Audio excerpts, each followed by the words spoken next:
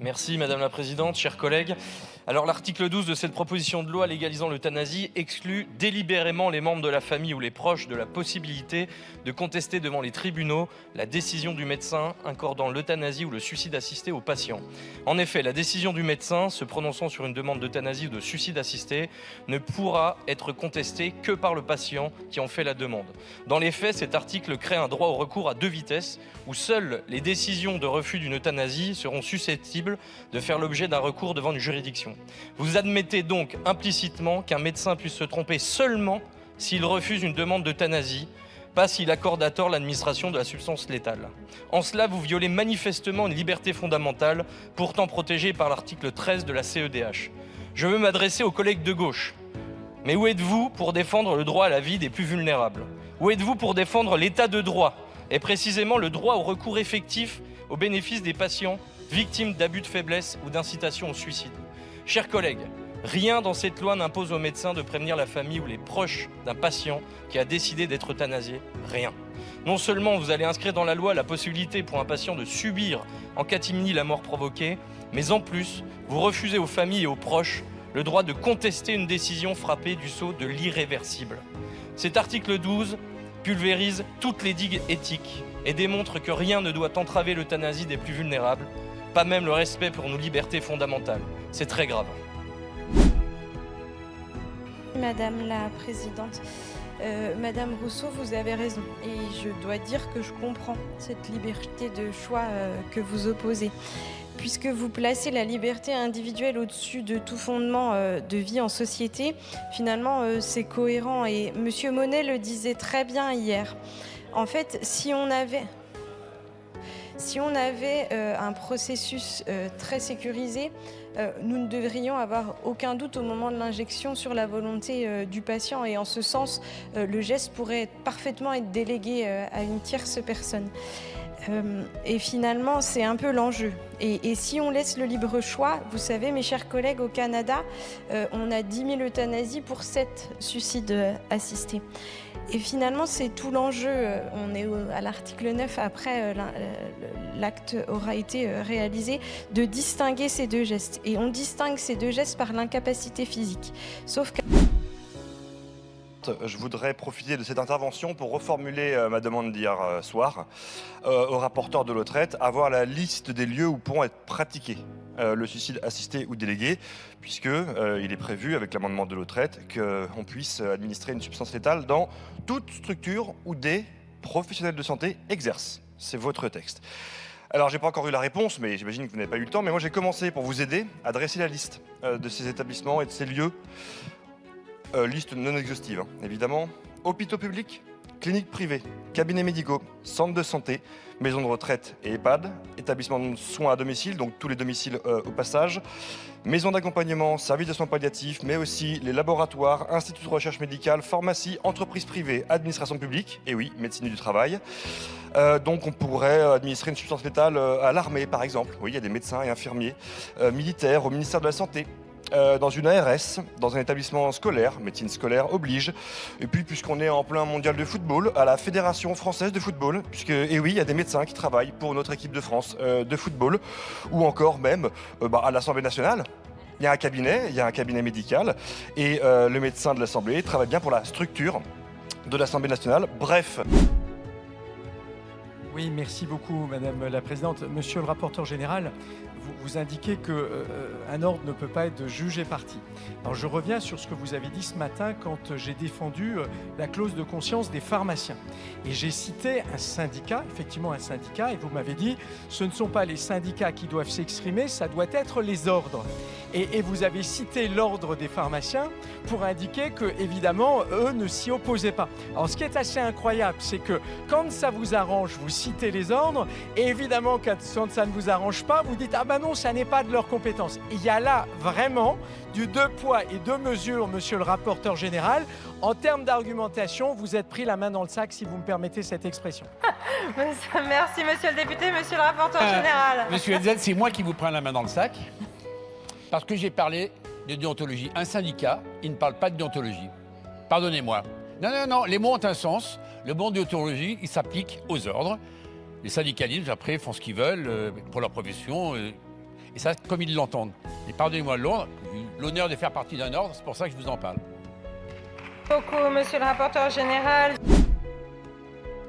Et quand vous regardez de près, vous allez vous apercevoir qu'aujourd'hui, je vais vous citer un article du Code de la santé publique où il y a bien une exception, où en réalité, en quelque sorte, une clause de conscience s'applique à l'établissement, c'est le L2212-8.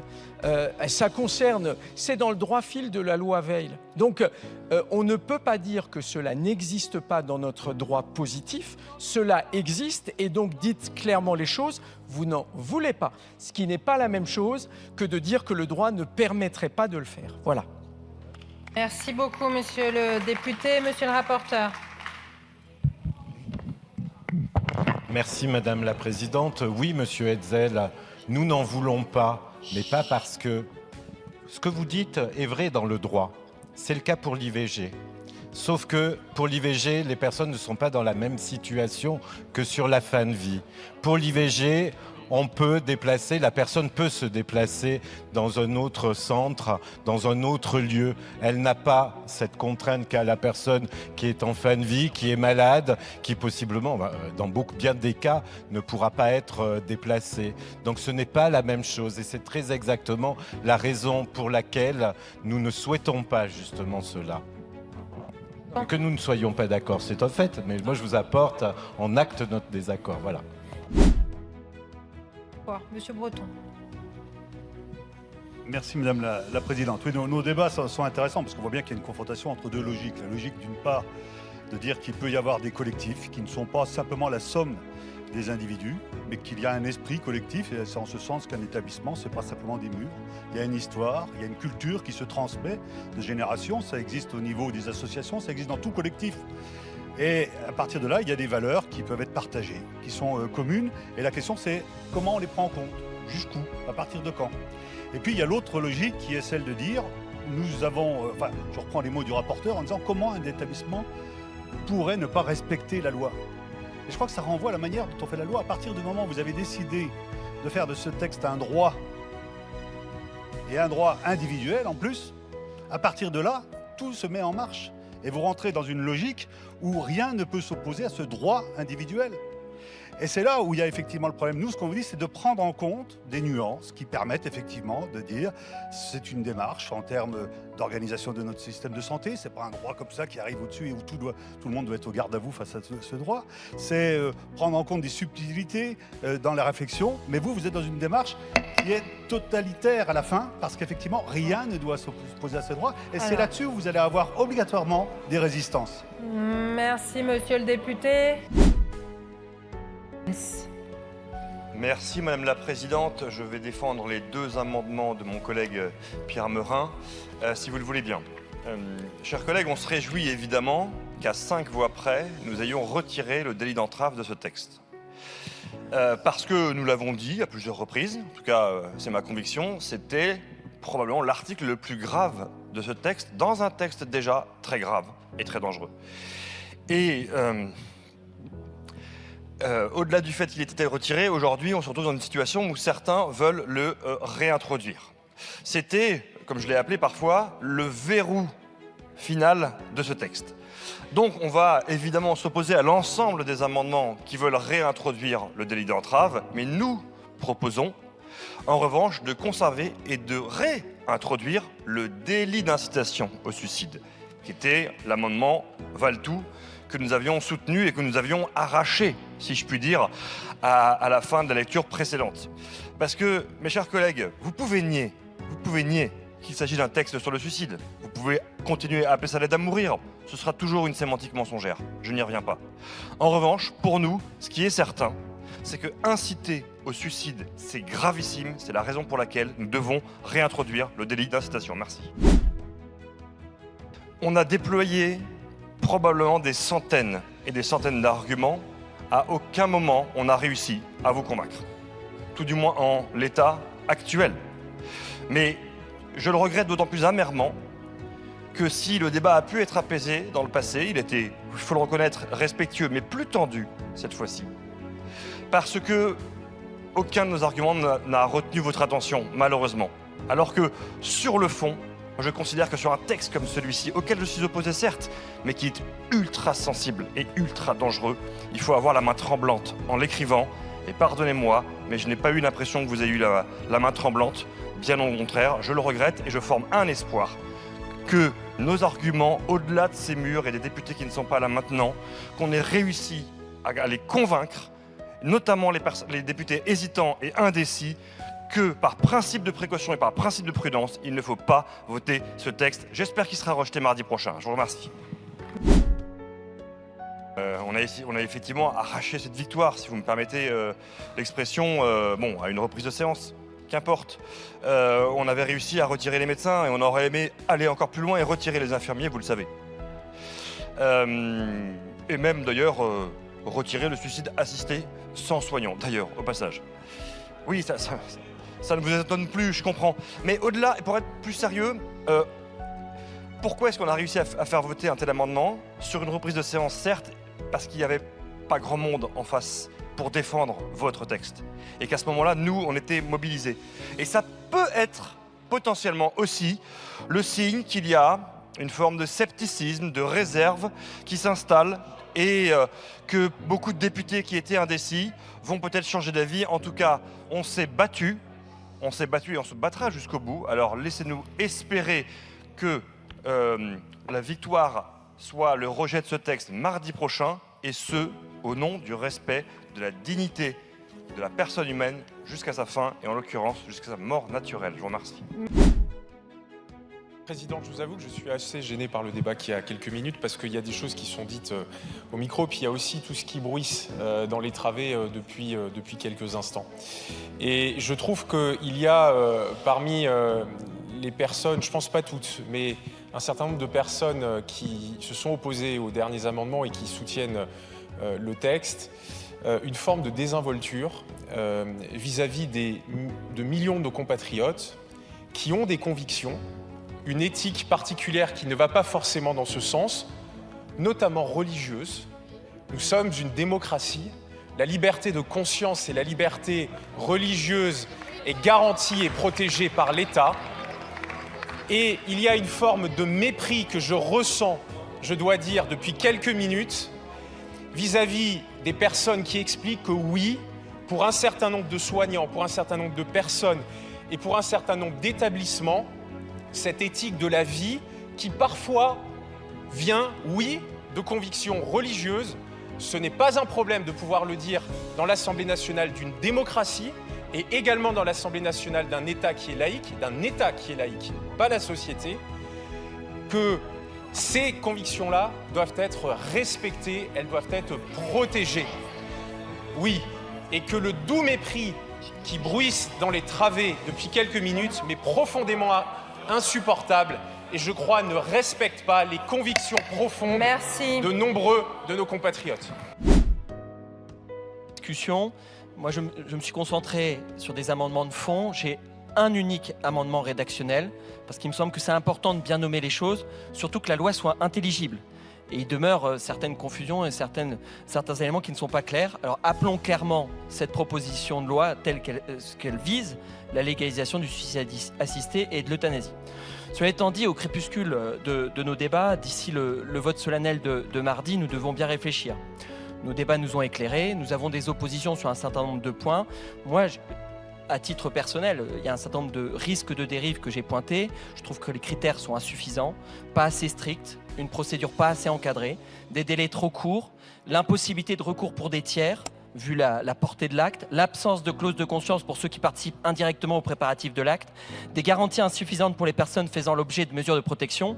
Les risques sont aussi grands que les relations soignants-soignés soient bouleversées, que l'éthique du soin soit malmenée, que des concitoyens, faute d'accès effectif aux soins, demandent par défaut l'administration d'une substance pour provoquer la mort, que des personnes qui ne sont pas en fin de vie, dont le pronostic vital à court terme n'est pas engagé, soient pourtant éligibles et se posent des questions existentielles. Je termine, Madame la Présidente. Je sors de ces séances avec un certain vertige et je pense à tous ces professionnels qui accompagnent la vie jusqu'au bout, qu'ils ne désespèrent pas. Merci beaucoup, monsieur le député. Attendez. Merci beaucoup, Madame la Présidente. Cet amendement a pour objet de préciser et de sécuriser les modalités de l'accompagnement médical et soignant des personnes en fin de vie, donc en cohérence avec l'ensemble du dispositif relatif au soulagement de la souffrance et à l'accompagnement palliatif. Je voudrais aussi profiter de la défense de cet amendement pour insister qu'on a été très surpris de constater en commission qu'il y avait un amendement qui avait été adopté qui consistait à assimiler le décès d'une personne par suicide assisté ou par euthanasie à une mort naturelle. Ça interroge évidemment beaucoup et d'autant plus que je pense qu'on aura l'occasion d'en débattre dans quelques instants, qu'en regardant lors des débats précédents, Madame la Ministre, vous-même, vous étiez co-signataire d'amendements similaires en faveur de cette inscription comme mort naturelle. Donc j'espère en tout cas qu'au nom du gouvernement, vous aurez une position différente. Merci. Merci Madame la Présidente. Cet amendement vise à reconsidérer la notion de mort naturelle, puisque dans la rédaction actuelle de l'article, l'euthanasie médicalisée serait considérée comme une mort naturelle. Or, ça paraît extrêmement difficile de retenir cette qualification, puisque cela brouillerait la distinction entre les morts réellement naturelles et celles causées par l'euthanasie. Ce serait également très difficile de suivre l'application de cette loi, puisque nous aurions des chiffres concernant la mort naturelle qui seraient complètement faussés. Et on peut même imaginer que cela pourrait encourager des pressions de personnes tierces qui auraient des objectifs financiers avec par exemple les assurances-vie, puisqu'on sait qu'il faut que ce soit des morts naturelles. Donc nous devons revenir sur cette notion de mort naturelle, l'injection d'une substance létale n'étant rien une mort naturelle. Merci. Oui, rapidement, Madame la Présidente. Écoutez, considérer un suicide assisté ou délégué à un soignant comme une mort naturelle, c'est juste faux, en fait. Et quelque part, le choix de vos mots, il est très révélateur de cette loi. En fait, comme tout, comme la formule aide à mourir elle-même est mensongère, vous utilisez très régulièrement un champ sémantique qui est mensonger. Je vous remercie, monsieur le député. Oui, merci beaucoup Madame la Présidente. C'est un amendement très proche de notre collègue Anne-Laure Blin. Et en réalité, pour complètement mesurer cette question du contrôle, il y a un point auquel nous n'avons toujours pas de réponse de votre part, Madame la Ministre, et qui est quand même une question importante, posée à plusieurs reprises par notre collègue Dominique Potier. Aujourd'hui, pour le gouvernement, combien de Françaises et de Français sont susceptibles d'être concernés par le dispositif d'aide à mourir. Nous n'avons absolument aucune réponse à cette question. C'est une question importante. Elle doit être présente dans le débat public. Et le fait qu'elle ne le soit point et que le gouvernement ne donne pas de chiffres à cet égard, on convient, hein, ce sont forcément des estimations. Mais sommes-nous sur des situations d'exception?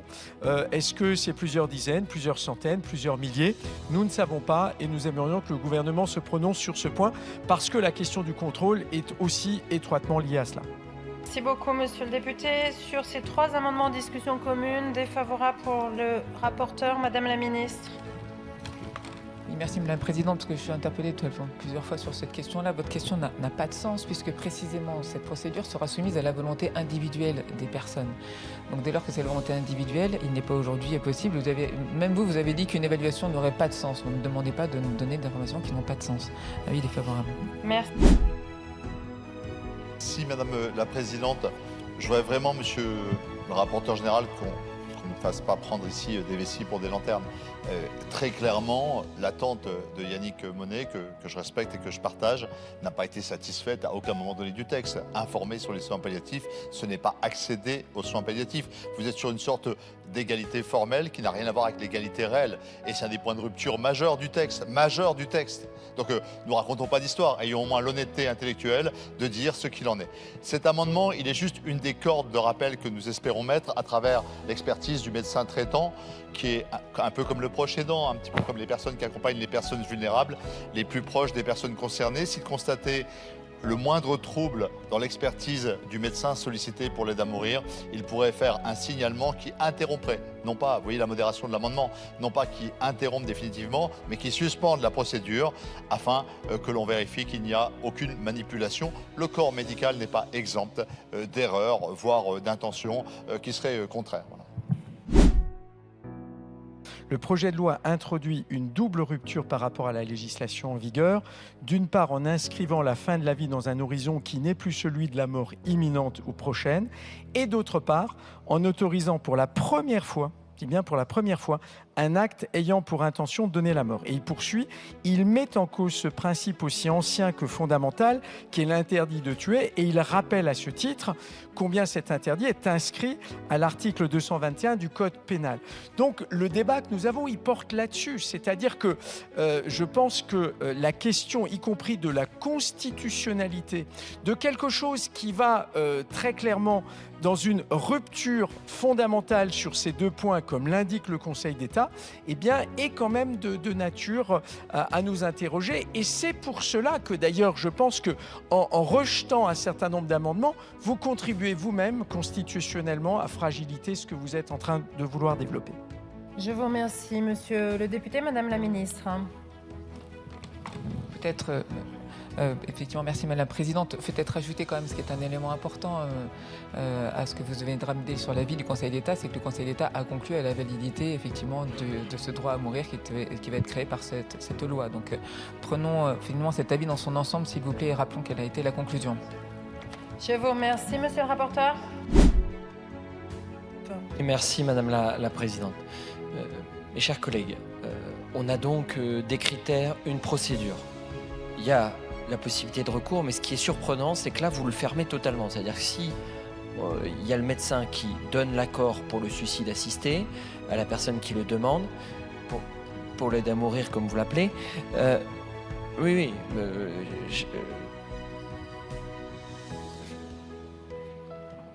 à un moment, il faut appeler les choses comme elles sont.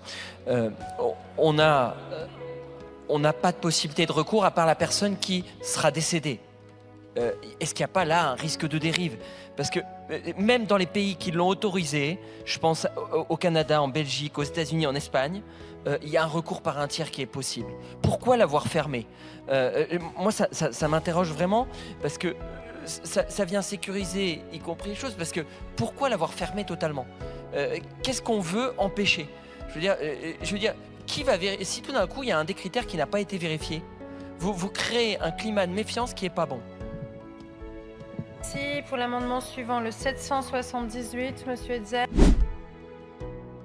Oui, merci Madame la Présidente, Madame la Ministre, Monsieur le rapporteur. J'ai une question, je me pose depuis un certain temps et je n'ai pour l'instant je n'ai pas entendu de réponse. Quelle doit être l'attitude des médecins des services d'urgence lorsqu'ils prennent en charge une personne ayant survécu à une tentative de suicide? Leur devoir est aujourd'hui de tout mettre en œuvre pour sauver la vie, tout en évaluant la souffrance physique et en proposant une prise en charge adaptée. Mais si le droit à mourir venait aujourd'hui à être voté, cette obligation resterait-elle inchangée? Et cela, si les médecins découvrent que le patient a rempli des directives anticipées et qu'il est atteint d'une maladie incurable. Enfin, que ces mêmes médecins utilisent leur clause de conscience. Où se situe la frontière entre la prévention du suicide et le respect de l'autonomie d'une personne qui exprime le souhait de mourir? C'est une question éthique, médicale et juridique majeure qui mérite une réflexion approfondie. On le soigne pour mieux lui permettre de mourir après? Merci Madame la députée. Je vais mettre... Franchement, quand on parle d'humanité, quand on parle un peu de décence vis-à-vis de ces patients, ça n'est pas très bien. Et la deuxième chose, vous avez dit tout à l'heure, je le reprends parce que ça passe dans les procès verbaux. Vous avez dit au bout de 48 heures, ces patients vont avoir l'aide à mourir. Non, je rappelle que c'est 48 heures minimum, sans délai, qui court jusqu'à 3 mois. Donc c'est pas au bout de 48 heures automatiquement que ça tombe. Non, Madame Gruet, ça n'est pas écrit comme ça dans la loi, donc je tiens à corriger le propos que vous...